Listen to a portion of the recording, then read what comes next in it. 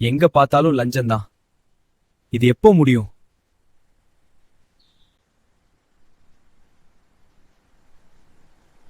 நம்மால் சட்டத்தை மாற்ற முடியுமா?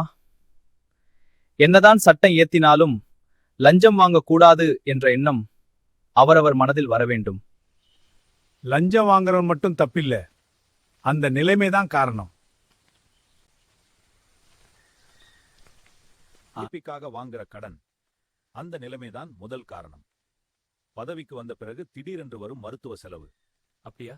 ஆமா, அதனால் திட்டமிடணும். சரி. படிப்புக்காக மக்கள் கடன் எடுக்கிறார்கள், பிறகு அதை கட்ட முடியாமல் திணறுகிறார்கள். படித்து முடித்து அந்த கடனை அடைக்க லஞ்சம் ஒரு வழியாக மாறுகிறது.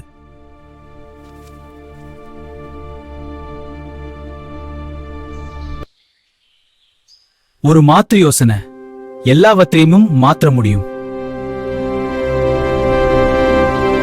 தனியார் பள்ளிகளில் அரசு ஆசிரியர்களை நியமித்தால் கட்டணம் குறையும்.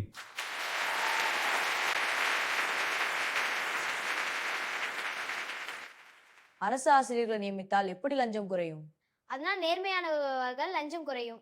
ஆனால் முறையான கண்காணிப்பு இல்லாமல் எப்படி? ஆமாம், கண்டிப்பான சட்டம். கடன் குறையும், லஞ்சம் வாங்கும் வாய்ப்புகள் குறையும்.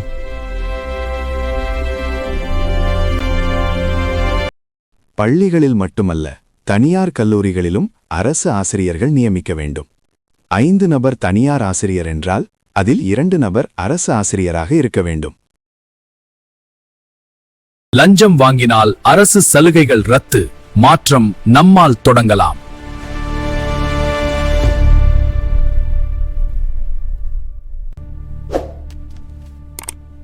லஞ்சத்தை நிறுத்த வேண்டுமா?